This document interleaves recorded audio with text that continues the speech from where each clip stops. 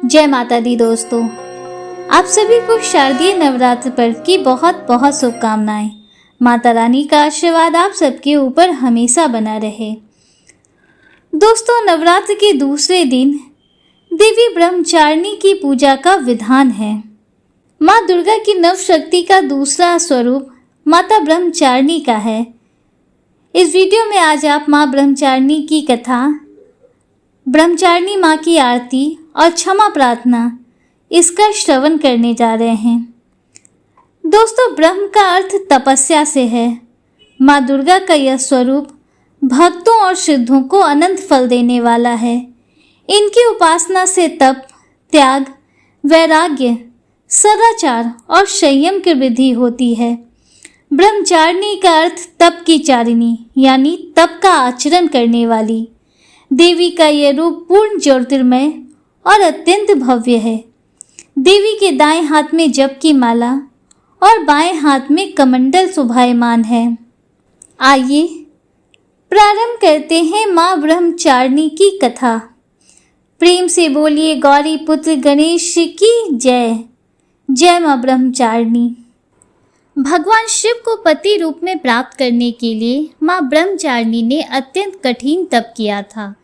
शिव पुराण में वर्णन मिलता है कि श्री ब्रह्मा जी के आदेशानुसार भगवान शंकर जी को पति रूप में प्राप्त करने के लिए देवी पार्वती ने कठिन तप किया था।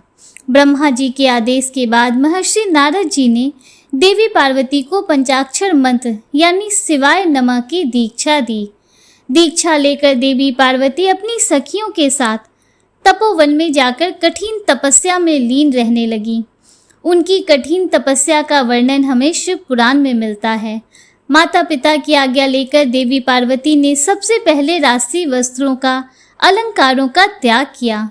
उनकी जगह पर उन्होंने मूंछ की मेखला धारण कर ली, वलकर वस्त्र धारण कर लिए, हार को गले से निकालकर मृग चर्म धारण किया और फिर गंगावतरण नामक पावन क्षेत्र में सुंदर वेदी बनाकर वे तपस्या में बैठ गईं। अपने मन और सभी इंद्रियों का निग्रह कर सभी इंद्रियों को अपने वश में करके देवी पार्वती ग्रीष्म काल में अपने चारों ओर अग्नि जलाकर बीच में बैठ गईं। ऊपर से सूर्य के प्रचंड ताप को सहन करती हुई वे अपने तन को तपा रही थीं। वर्षा ऋतु में वे खुले आकाश के नीचे शिलाखंड पर बैठकर दिन रात जल की धारा से अपने शरीर को सींचती रहीं। भयंकर शीत ऋतु में जल के बीचों बीच रात दिन बैठकर उन्होंने कठिन तप किया। इस प्रकार निराहार रहकर देवी पार्वती ने पंचाक्षर मंत्र का जप करते हुए सकल मनोरथ पूर्ण करने वाले भगवान सदाशिव के ध्यान में अपने मन को रमा दिया। अपनी पुत्री को विवाह लायक देखकर माता मैना और पिता हिमालय को अपनी पुत्री के विवाह की चिंता हुई। इतने में महर्षि नारद राजमहल में पहुंच गए। अपने महल में महर्षि को विराजमान देखकर राजा और रानी ने अपनी पुत्री के भविष्य के विषय में उनसे पूछा। त्रिकालज्ञ सर्वज्ञ तुम्हारी, गति सर्वत्र तुम्हारी, कहूँ सुता के दोष गुण, मुनिवर हृदय विचारी। नारद जी ने देवी पार्वती का हाथ देखकर भविष्यवाणी की। सब लक्षण संपन्न कुमारी, होई संततः पियहि प्यारी, सदा अचल ही करहि वाता, यही तेजस पही पितु माता। राजा हिमालय ने प्रश्न में बेटी के अवगुण पहले पूछे थे, किंतु देव ऋषि नारद ने पहले पार्वती जी के गुणों का बखान किया। नारद जी चतुर और मनोवैज्ञानिक वक्ता हैं। वे सबके मन की बातें पढ़ लेते हैं, इसलिए देवी पार्वती के माता पिता से वे उनके दिव्य गुणों की चर्चा करते हैं। सद्गुणों की एक लंबी सूची नारद जी ने उनके सामने प्रस्तुत की। लेकिन जब देवी पार्वती के पिता ने पूछा, हे देव ऋषि, मेरी पुत्री में अगर कोई दोष हो तो वह भी बतला दीजिए, तब देव ऋषि नारद बोले, पुत्री में 2-4 अवगुण भी हैं, उन्हें भी आप सुन लो। नारद जी कहने लगे, पार्वती पुत्री तो सर्वगुण संपन्न है, किंतु इनका पति जटाजूटधारी, दिगंबर और अमंगल वेश वाला होगा। नारद जी के मुंह से यह बात सुनकर देवी पार्वती के माता पिता तो बहुत उदास हो गए, किंतु देवी पार्वती को मन ही मन बड़ी प्रसन्नता हुई।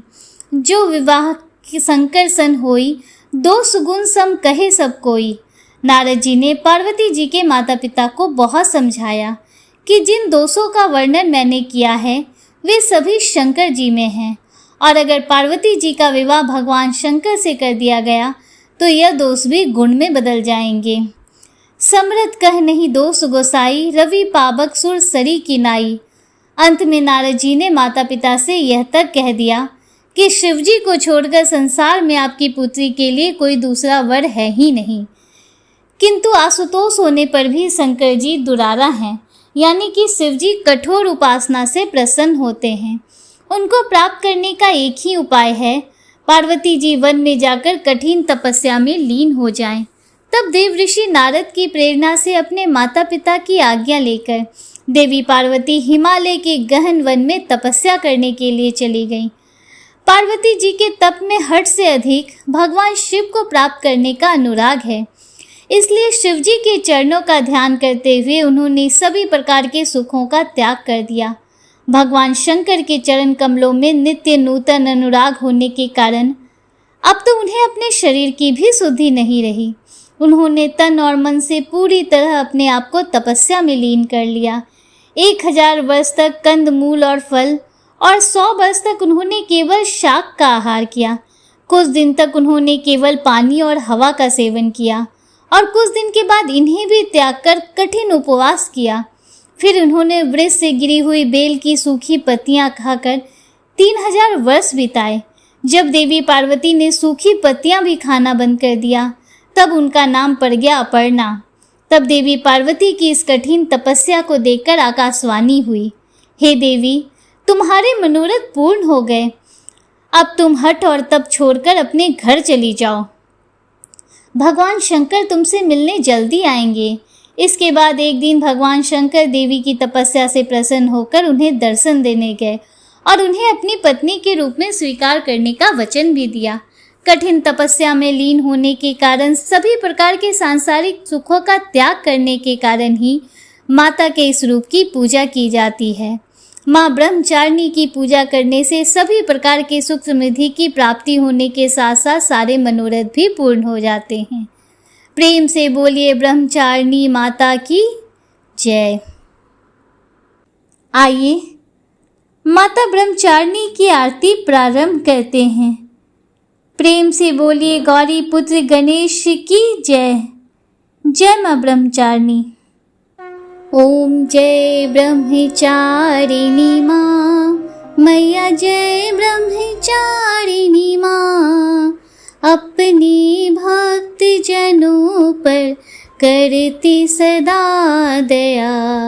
ओम जय ब्रह्मचारिणी माँ, दर्शन अनुपम मधुरम साधना रत रहती, शिव जी की आराधना मैया सदा करती।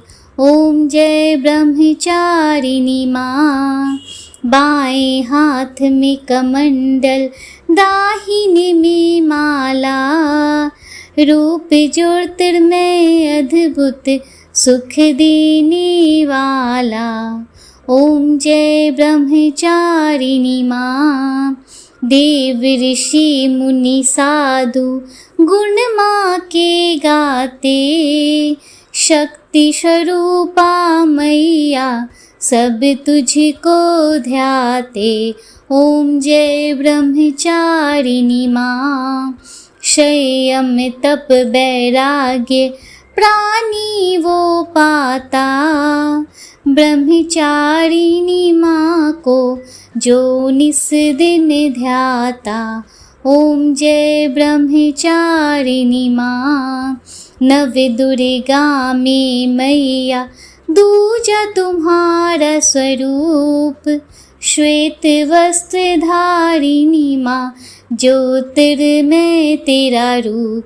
ओम जय ब्रह्मचारिणी माँ, दूज नवरात्रि मैया ज्योतिरा व्रत धारे, करके दया जग जननी तू उसको तारे।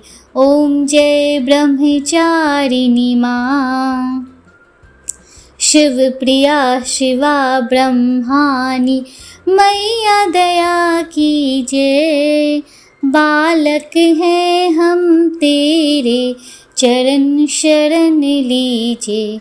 ओम जय ब्रह्मचारिणी माँ, शरण तिहारी आई ब्रह्मानी माँ। करुणा हम पर दिखाओ, शुभ फल की दाता। ओम जय ब्रह्मचारिणी माँ, ओम जय ब्रह्मचारिणी माँ। आइए अब हम लोग सब साथ मिलकर क्षमा प्रार्थना करते हैं, जिससे कि कथा के श्रवण और पाठन में यदि हमसे कोई भूल चूक हुई हो तो माता रानी उसे क्षमा करें। परमेश्वरी, मेरे द्वारा दिन रात सहस्रों अपराध होते रहते हैं। यह मेरी दासी है, यूं समझकर मेरे उन अपराधों को तुम कृपा पूर्वक क्षमा करो। परमेश्वरी, मैं आवाहन नहीं जानती, विसर्जन करना नहीं जानती तथा पूजा करने का ढंग भी नहीं जानती, क्षमा करो। देवी सुरेश्वरी, मैंने जो मंत्रहीन, क्रियाहीन और भक्तिहीन पूजन किया है वह सब आपकी कृपा से पूर्ण हो। सैकड़ों अपराध करके भी जो तुम्हारी शरण में जा जगदम कहकर पुकारता है उसे वह गति प्राप्त होती है जो ब्रह्मादि देवताओं के लिए भी सुलभ नहीं है। जगदम्बिके, मैं अपराधी हूँ, किंतु तुम्हारी शरण में आई हूँ। इस समय दया की पात्र हूँ, तुम जैसा चाहे वैसा करो। देवी परमेश्वरी, अज्ञान से, भूल से अथवा बुद्धि भ्रांत होने के कारण मैंने जो न्यूनता या अधिकता कर दी हो वह सब क्षमा करो और प्रसन्न हो। सच्चिदानंद स्वरूपा परमेश्वरी, जगन माता कामेश्वरी, तुम प्रेम पूर्वक मेरी ये पूजा स्वीकार करो और मुझ पर प्रसन्न रहो। देवी सुरेश्वरी, तुम गोपनीय से भी गोपनीय वस्तु की रक्षा करने वाली हो। मेरे निवेदन किए हुए इस जप को ग्रहण करो, तुम्हारी कृपा से मुझे सिद्धि प्राप्त हो। दोस्तों, उम्मीद करती हूँ कि माँ ब्रह्मचारिणी की कथा और आरती आपको पसंद आई होगी और वीडियो आपको अच्छा लगा होगा। अगर वीडियो आपको अच्छा लगा हो तो वीडियो को लाइक कीजिए, दूसरों के साथ शेयर कीजिए, कमेंट में हर हर महादेव, जय माता दी जरूर लिखिए। अगर आप हमारे चैनल पर पहली बार आए हैं तो चैनल को सब्सक्राइब कीजिए, बेल आइकन जरूर प्रेस कीजिए, जिससे आगे भी आपको ऐसी ही जानकारियाँ मिलती रहें। मिलते हैं आपसे अगले वीडियो में, तब तक के लिए हर हर महादेव, जय श्री राधे कृष्णा, राधे राधे, जय माता दी।